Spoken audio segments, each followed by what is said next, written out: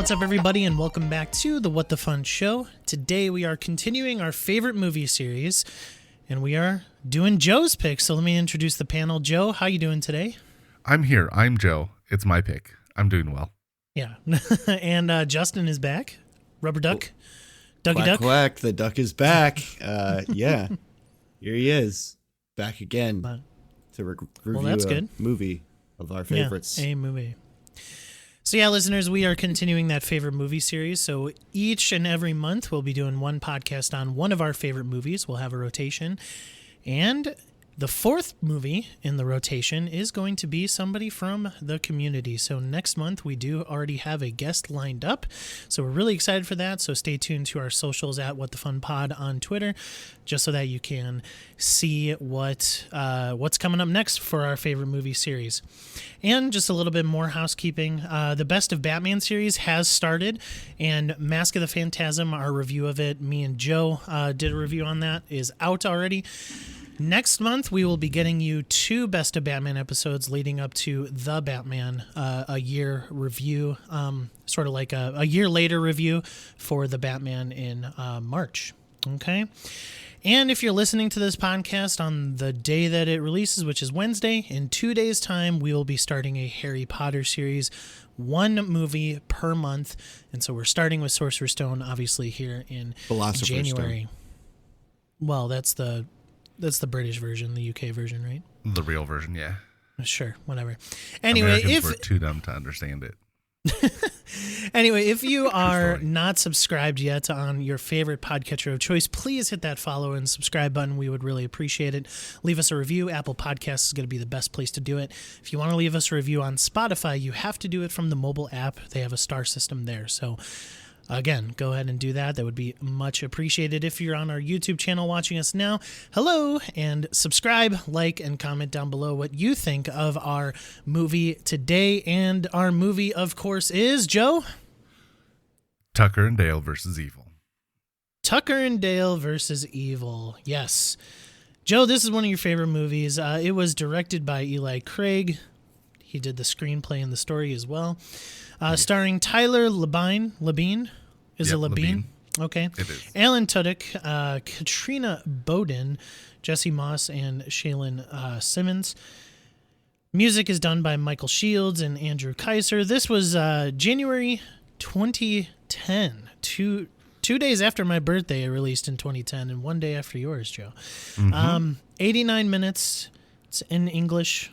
Budget is $5 million, and it's just made $5 million in the box office, so it broke even. It was a bit of a flop here, U.S. side.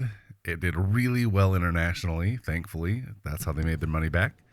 But it's a very good film, so it's got a cult following. It's one of those ones where maybe not everybody loves it, but once you see it, what's not to love? All right, then, Joe, let's roll into your patent pending spoiler for your review since you're already talking. Perfect. If you're like me and you're not really a fan of horror films, but you love a good laugh, go ahead and watch Tucker and Dale vs. Evil, because it's a horror film that isn't scary.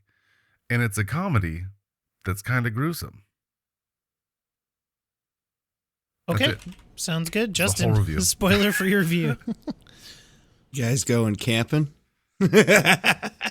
Yeah, this is an interesting movie. It is definitely a comedy. It is not horror. It does have horror elements with gore and thrill, I guess.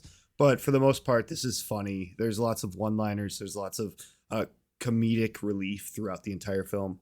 And it's really shot as a satire to horror films in general. So you're kind of like seeing the tropes and enjoying it throughout. 100%. Couldn't agree more with both of you.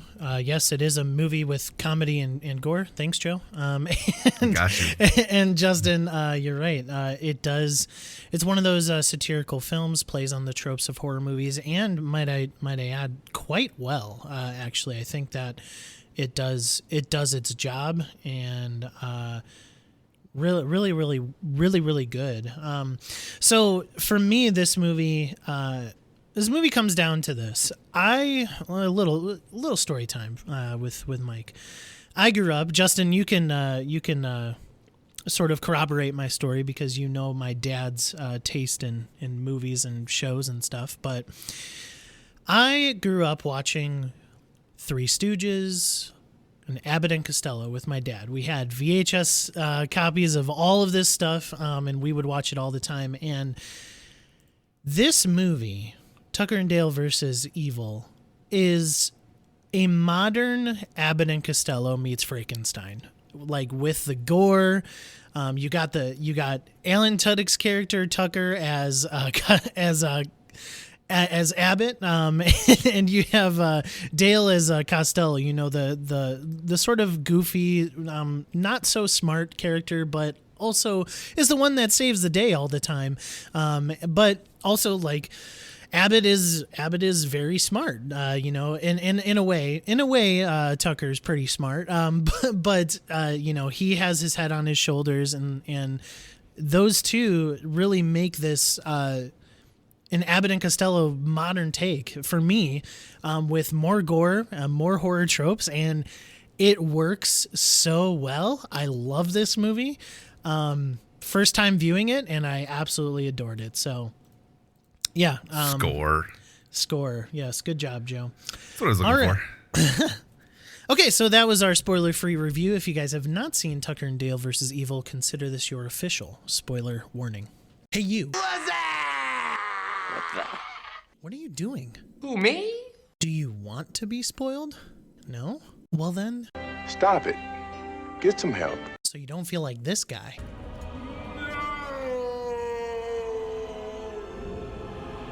Instead, let it be a surprise. Oh, I like surprises. So go watch the thing before you move on in the podcast, okay? Alrighty then.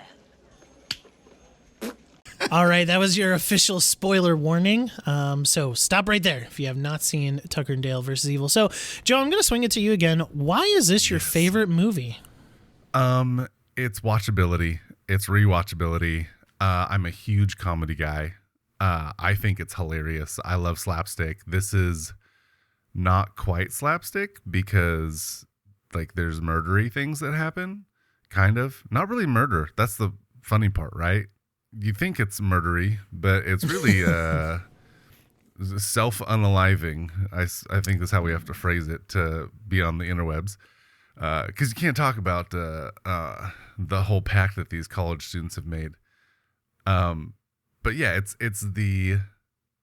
playing on the horror tropes in a way I think you could talk about the funny. pact because it's not a real pact. Like that's just their thought process behind it.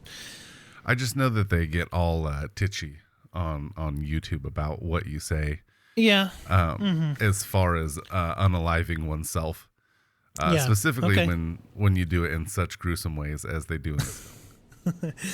Yeah, which I loved. Justin, can you elaborate on some of those?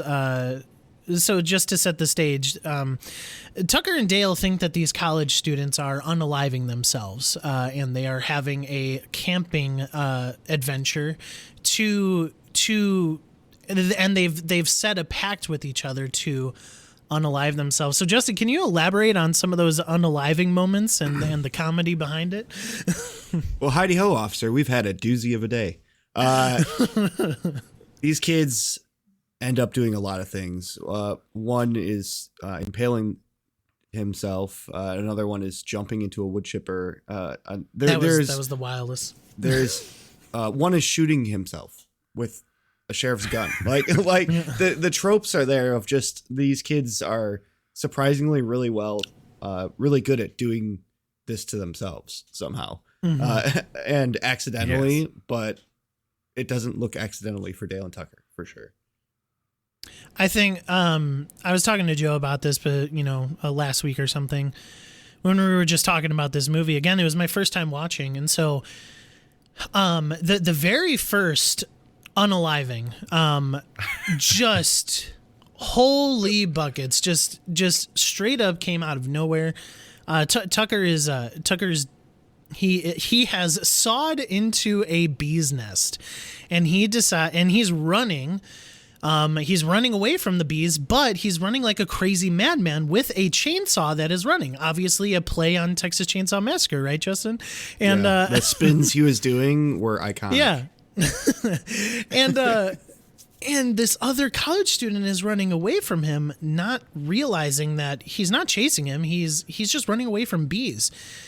And then you see a camera pan to the college student, and you're like, oh, he's finally starting to understand that he's just running away from bees and not actually chasing him. And then bam!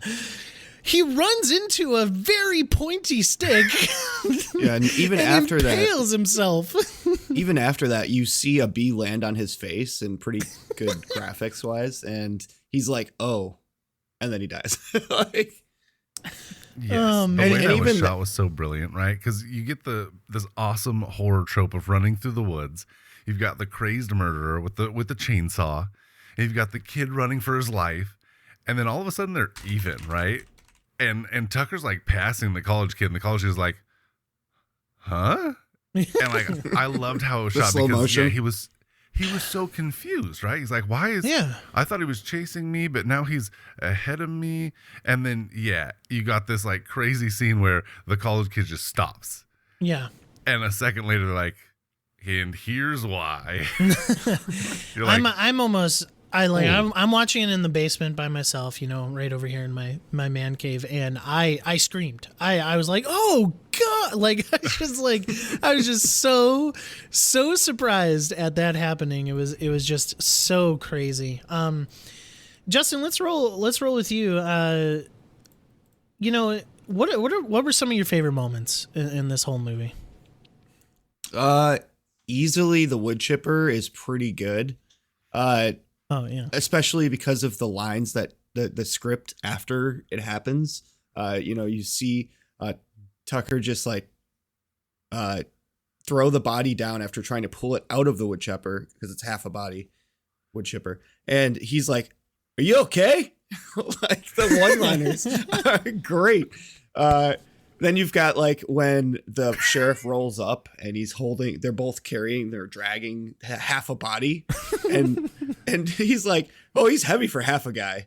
And the camera pans below the two legs as the sheriff is pulling up in the background, and then you just see the legs drop and them just stand there like deer in headlights. There's so many good one-liners. Like those are two of my favorite, of course. you wouldn't believe the day we've been having, officer. There we were, just minding our own business, just doing chores. When kids started unaliving themselves all over the property. Any other favorite moments? The whole sit down with the crazed college kid, and they're drinking tea, and they're just discussing, and the camera is set so that the college kid is holding an axe on one side of the table, and Dale is on the opposite with a machete, and they're kind of like at war with each other. And we've got the lead, Allison, kind of like setting the tone for the whole entire situation. It's great. Mm-hmm. Yeah, just Allison, just like, I mean, I think a moment, that I could sort of describe, maybe not a moment, but just like a characterization, is that these college students played the dumb horror college students super well.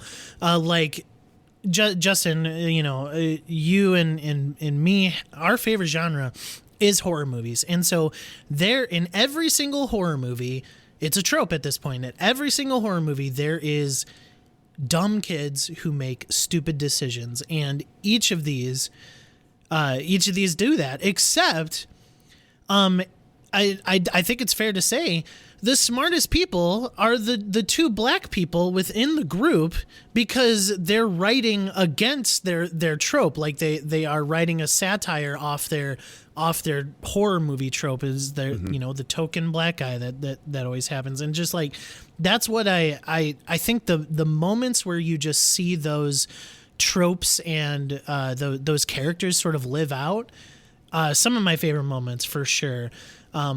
It's my whole face right here. Yeah, but yeah, like Joe, favorite moments. This is your favorite movie, so That's hard. Gosh, all of it? No, Yeah, the whole thing. yeah. The whole thing, right, from beginning to end.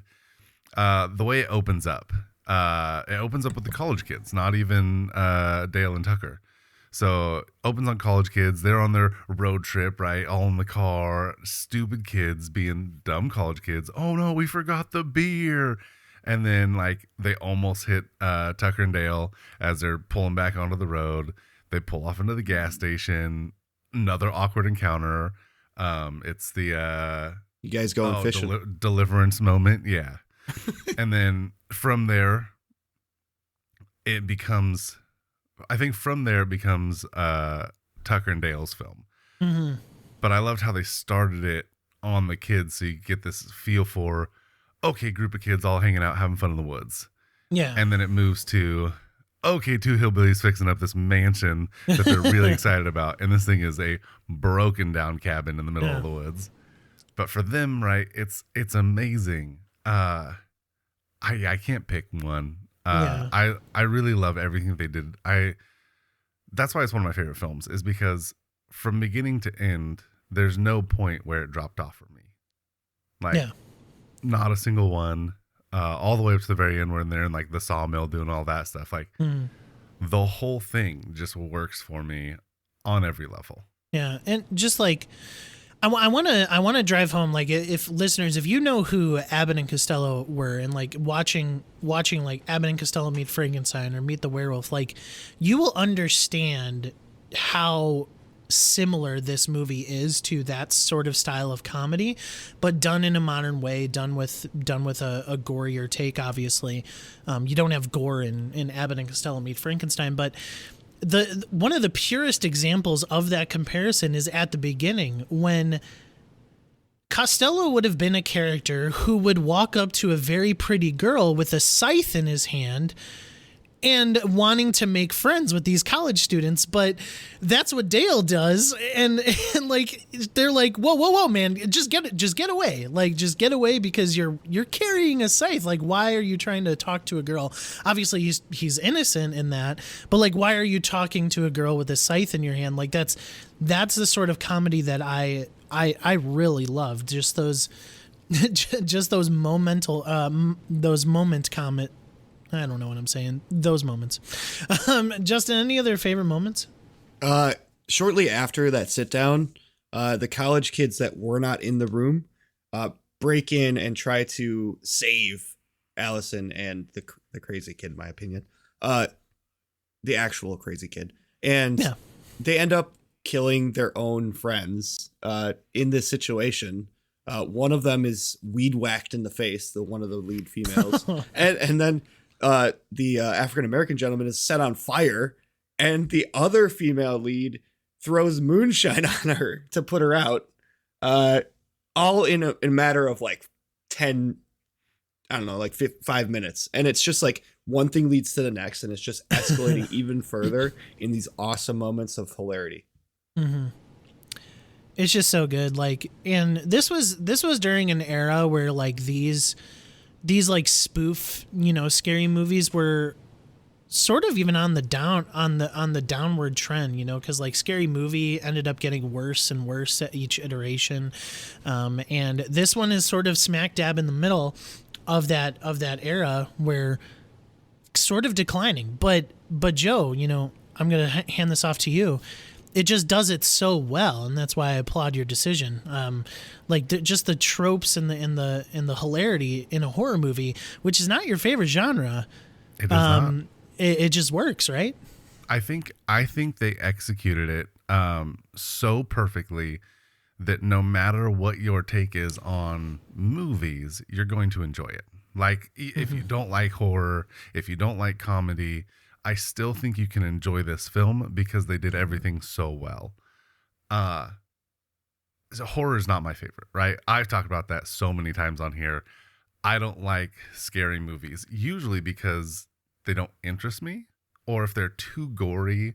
Like, I don't do Turistas or Hostel or Saw, things like that. I don't enjoy that level of gore when it comes to like torture. But because this one is funny, everything that they do is in a comedic manner. it works. I don't feel that gross feeling watching it. Takes that weight off. It's all really, I mean, this is going to sound bad, but it's all really lighthearted the way they're dying. Like I get the spirit of your thought there. the next person, right? Or the one kid escapes, goes away. Then the next death we see is the dude in the wood chipper. Yeah. And then after that, dude impales himself on a spear. And then it just keeps coming, and like it's done in a way that you really feel bad for Tucker and Dale, and not so much the kids. Like, you understand where their kids are coming from. They think their friend was kidnapped and whatnot, but we're seeing the innocent side of Dale. Like, oh, I'm sorry, you don't like pancakes. Here, let me go make you a brand new breakfast. I thought that was funny. Here, it's the pancakes. He comes back with bacon and eggs. Oh, don't tell me you don't like bacon and eggs either. And then like Tucker's literally just trying to fix up his cabin. He's out there sawing old trees. He's trying to fix the broken beams. He's working on things, and all the bad stuff's happening to him. Saws into a wasp nest. He's got stingers all in his face. He's swollen up, super bad. Like pouring beer on it. Yeah. Doing all the hillbilly stuff. Which everything he does is again, perfect. it's just like all of this is. It's a new modern take on some of that older comedy, like the Three Stooges and Abbott and Costello. Like there are so many episodes of those shows where they are just in the wrong place at the wrong time. Like with, it's like a happenstance thing where they are the easy targets to blame, and yet they have nothing to do with it. I mean, a cop dies in this movie, but he unalived himself, he pushed the beam, and Dale's like, oh no, don't do that, and it's just, I think he's gonna walk it off. So Justin, I'm gonna go to you because again, you and I are sort of the horror movie experts, and like, let's talk about the overall plot, because I truly believe that there is even though this is comedic in nature, I truly believe that there's a decent horror twist in this movie, getting to what the overall plot is, and obviously the reveals at the end. So, sort of, let's start at the beginning. There's a character within the college students, and Chad. and what is he all about? He's all about scaring the crap out of the college students and then taking control and being like a Rambo protector in the situation, doing whatever he wants, no matter the effects of anyone else in their group. And I hated his character. I think you're supposed to. Love and hate, because he was there for a reason, and the reason was valid. But the way he treated everyone, the way he directed people, it wasn't for me. Chad, I'm sorry. Yeah, Chad there. You got the short end Joe, of the stick in this movie, no pun intended. Joe, you and I were talking about this too. We thought it was funny that this, main villain, the big bad of the movie, quote unquote, this Chad guy, he's smoking a joint and chasing it with a albuterol inhaler. He is running a mile, and he has this sort of weakness with his inhaler, and I thought that was incredibly funny as well. Kids, don't do that. It's bad. Yeah, please. It's going to open your lungs. You're going to cough a lot. Don't do that. Yeah. Yes. Also, Chad, right? They chose the stereotypical Chad name, gave him Chad, and then turned him into a Chad for the whole film. Yeah. And he's designed to be the character you like the least because of his actions, because of the way he's treating everyone. And you slowly get to watch, and this goes into like the horror movie aspect, is you slowly get to watch him become unhinged. Yeah. When we first see him, we see that he's not a nice guy. He's pressuring Allison into making out, and you're like, oh, he's kind of a douche. Gotcha. And then he moves into like, he's not just like douchey. He's like a bad person. And like they slowly unlock it level by level. Oh, now he's throwing hatchets, and now he's freaking out, and now he's, oh, we're gonna go get him back. We're gonna kill him. We're gonna do this, and and you get to watch this through like this crazy evolution or de-evolution of his like humanity. Yeah. And I think that's like the horror movie aspect that like still rings true to a thriller horror style film. Yeah. Which goes to show, Justin, that sort of round table that they had before, again, they started unaliving each other in the cabin with the moonshine and the weed whacker. The twist there is that the story at the beginning, where there was a murderous group of hillbillies within this forest, Chad is related to that in a way. Right, Justin? Yeah, it's very interesting. And he was actually the one to tell the story as well. Yeah. So he was kind of leading the story forward, which is why I said it's love and hate. He had a place, his character was definitely needed there for the insane college student that secretly has a secret in a way. Yeah, so Joe, we find out near the end, everybody is dead. Dale is on his way to save Allison, or Allie, and we come to find out that Chad is a descendant of these murderous hillbillies because of rape and some unfortunate behaviors during that time, and he has the spirit of his killing father within him.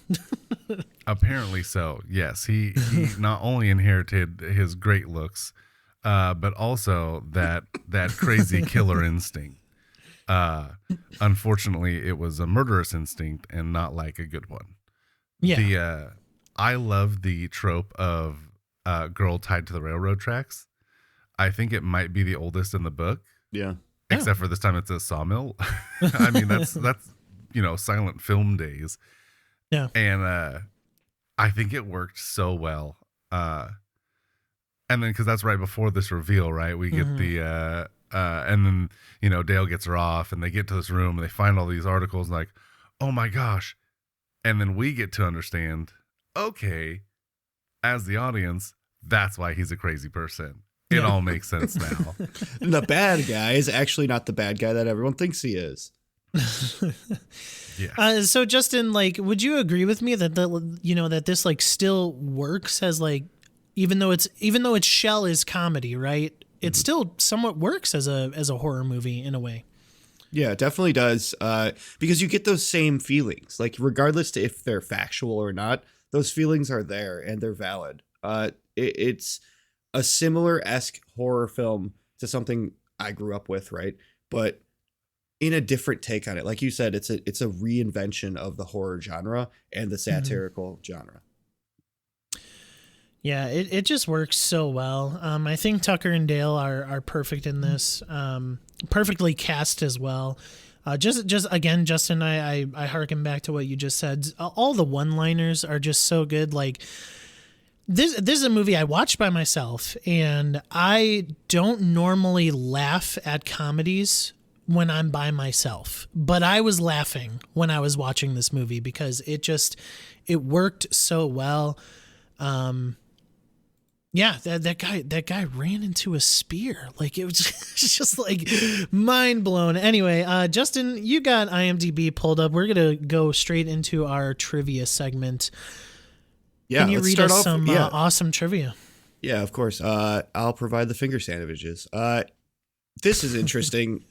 Joe, if you have it on DVD, which I'm going to have to find a copy because apparently the special feature on the DVD plays the movie from the college kid perspective in which Tucker and Dale are murderous villains. I'm sure that's something you don't want to watch, but in turn, to see the other side of the story is pretty interesting. That's awesome. I have not seen that and I didn't know about it. That's interesting. Yeah, that's really cool.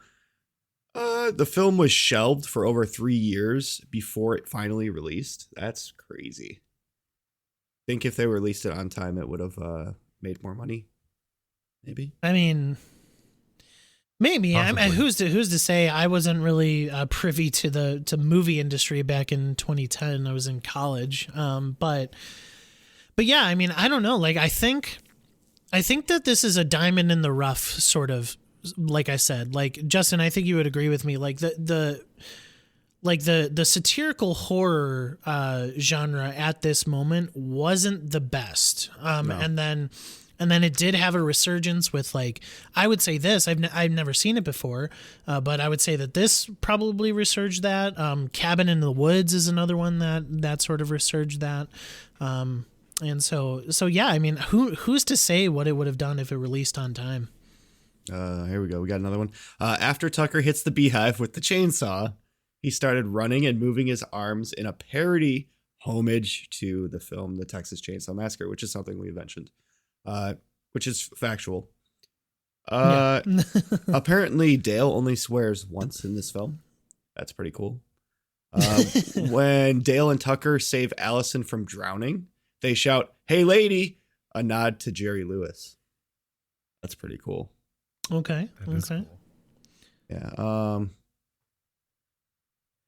Yeah, that's really the big ones. Like the hat with Giver was originally Tyler Labine's idea. And it was kind of a trope on the Larry the Cable Guy, Get Her Done, but also a Giver is symbolic to this character in general.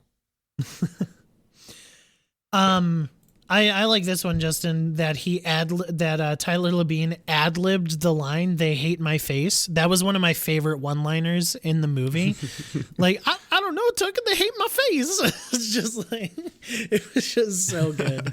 Oh, Alan actually came up with the idea to pour beer on his face to treat the bee stings. We mentioned that earlier. It wasn't even in the script to do that. That's pretty awesome. Yeah. So good. Great actors can make a film even better.